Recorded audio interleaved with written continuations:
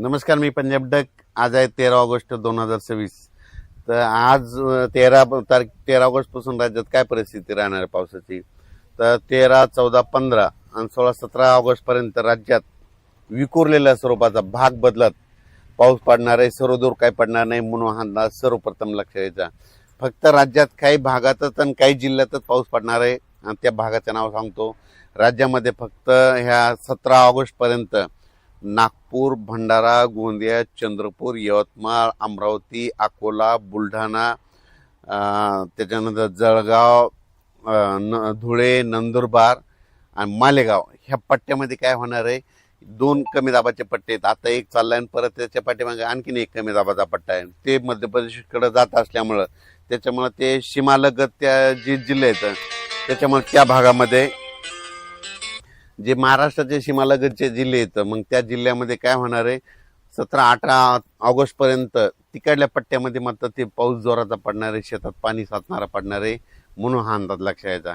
पण त्याच्यामध्ये मग आता मराठवाडा आणि पश्चिम महाराष्ट्राची काय परिस्थिती. तर आधी सुरुवातीला काय करू, जे वंचित जिल्हे आहेत, एक सोलापूर जिल्हा, धाराशिव जिल्हा, लातूर जिल्हा, बीड जिल्हा, सांगली, पंढरपूर त्या परिसरामध्ये मात्र 14 ऑगस्ट 15 ऑगस्टमध्ये ह्या 2 दिवसामध्ये आणि आज देखील 13, 14 आणि 15 ऑगस्ट ह्या 3 दिवसामध्ये भाग बदलत पाऊस पडणार आहे आणि पिकाला लागल तसाच पडणार आहे आणि शेतात थोडंफार पाणी साचणार पडणार आहे म्हणून हा अंदाज लक्षात यायचा. मुसळधार काही पाऊस पडणार नाही म्हणून हा त्यांनी अंदाज देखील लक्षात यायचा. पण त्यांच्याकडे म्हणजे पिकाला जीवदान ठरणारा पाऊस असा लातूर, बीड, धाराशिव, सोलापूर, पंढरपूर, अकोला, आपलं कोलकोट, मंगळवेढा, आटपाडी, सांगोला ह्या परिसरामध्ये काय होणार आहे. म्हणजे ह्या 13, 14, 15 ऑगस्टच्या दरम्यान तिकडं दररोज वेगवेगळ्या भागात पाऊस पडणार आहे. सर्वदूर काही पडणार नाही म्हणून अंदाज लक्षात यायचा. त्याच्यानंतर हा पाऊस काही काही ठिकाणी 1 तासाचा, कुठं अर्ध्या तासाचा, 22 मिनिटाचा, 10 मिनिटाचा, 5 मिनिटाचा असाच असणार आहे म्हणून हा अंदाज लक्षात यायचा. पण त्याच्यानंतर राज्यात मात्र परतीचा पाऊस धुमाकूळ घालणार आहे म्हणून हा अंदाज सोलापूर जिल्हा, लातूर जिल्हा, बीड जिल्हा, जालना, संभाजीनगर, अहिल्यानगर, सांगली, कोल्हापूर, सातारा, मानखटाव, म्हणजे मानखटावकडं तिकडं दुष्काळजन्य परिस्थिती आहे. म्हणजे काही तालुके असे आहेत की तिकडं पाऊस कमी पडतो, तिकडं मात्र परतीचा पाऊस पडणार आहे म्हणून हा अंदाज त्या शेतकऱ्यांनी लक्षात घ्यायचा. त्याच्यानंतर पुणे, मुंबई, इगतपुरी, संगमनेर, अकोले, नाशिक, दिंडोरी ह्या परिसरामध्ये सरी चालू राहतील आणखीन जवळपास 17 ऑगस्ट पर्यंत म्हणून हा अंदाज लक्षात यायचा. आणि त्याच्यानंतर मुंबईला देखील सरी येत राहतील म्हणून मुंबईकरांनी देखील अंदाज लक्षात यायचा. पण जास्त पाऊस सगळ्यात जास्त भंडारा, गोंदिया, चंद्रपूर, यवतमाळ, अमरावती, मोर्शी त्या परिसरामध्ये, अचलपूर, दर्यापूर, त्याच्यानंतर परतवाडा, आकोट, अकोला, त्याच्यानंतर इकडं शेगाव, खामगाव, त्याच्यानंतर जळगाव, जामोद घाटाच्या खाली नांदुरा, मलकापूर, त्याच्यानंतर जळगाव, रावेर, त्याच्यानंतर इकडं धुळे, नंदुरबार ह्या पट्ट्यामध्येच काय होणार मोठा पाऊस पडणार आहे, शेतात पाणी साचणार पडणार आहे म्हणून हा अंदाज लक्षात यायचा. काही ठिकाणी वड्याला पाणी देखील येणार आहे म्हणून हा अंदाज देखील त्यांनी लक्षात यायचा. आणि मराठवाड्यात मात्र परभणी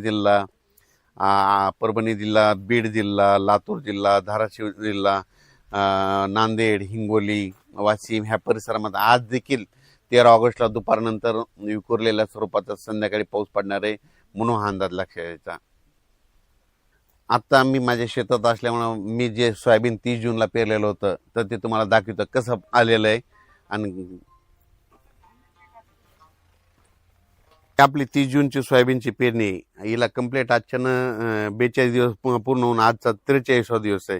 तर पाहू शकता कशा शेंगा लागल्यात, कसा माल आहे आणि किती वाढलेली.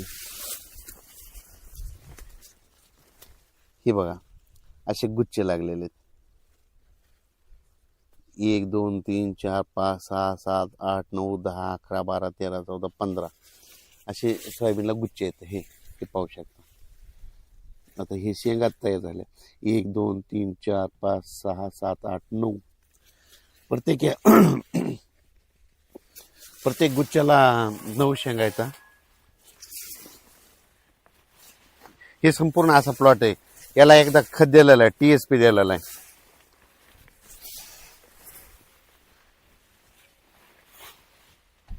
TSP खत दिला, तणनाशकाची एकदा फवारणी केलेली, कीटकनाशक 2दा मारलेलं आहे. आणि हे गेले 3 वर्षापासून हीच व्हरायटी करतो. यावर्षी देखील केलेली.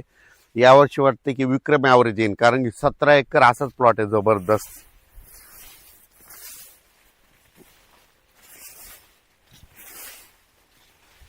सतरा एकरचा प्लॉट आहे हे संपूर्ण. आता हे सोयाबीन निघाल्याच्या नंतर लगेच आम्ही त्याच्या हरभरा करतो.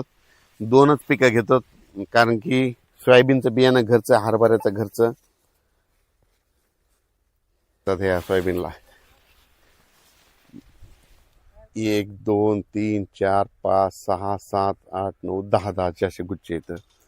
तर त्याच्यामुळं पीक चांगलं येतंय. आणि विशेष म्हणजे शेतकऱ्याला सांगतो की सोयाबीन फुल असलं आणि हे सुकलं की समजायचं त्याची शेंग तयार होईल. तर बरेच जण ते मला फोन येतात की आमचं सोयाबीनचं फुल जळून चाललंय. ते जळून जात नाही, ते सुकलं म्हणजे समजायचं शेंग तयार होईल. आणि सोयाबीन पिकाला जितका फुलं लागल्याच्या नंतर जितका ट्रेस भेटल, म्हणजे ताण भेटल, तितके फुलं शेंगा जास्त लागतात. आणि नेमकं फुलं लागले सोयाबीनमध्ये पाऊस पडला की मग काय होतं, ह्या फुलामध्ये पाणी जातं. हे पाणी गेल्याच्या नंतर हे काय होतं, याच्यामध्ये पाणी गेल्याच्या नंतर हे फुल चिटकतं आणि गळून पडतं, म्हणजे बुरशी लागती.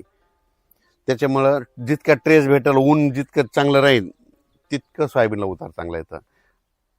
ह्या सोयाबीनला एकदा खत दिलेलं आहे, 2दा, एकदा तणनाशक मारलं आणि 2दा कीटकनाशक मारलं. आणि ज्यावेळेस आणखीन शेंगा लागतील, तुम्हाला आणखीन लगेच 50-60व्या दिवशी परत पुन्हा त्याचा हिडो दिला जाईल. तर हे पाहू शकता केवढ्याले पान आहेत ह्या सोयाबीनच्या.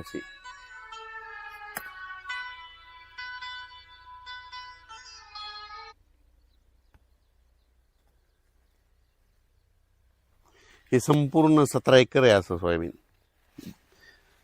त्याचा परत एक व्हिडिओ दिला जाईल.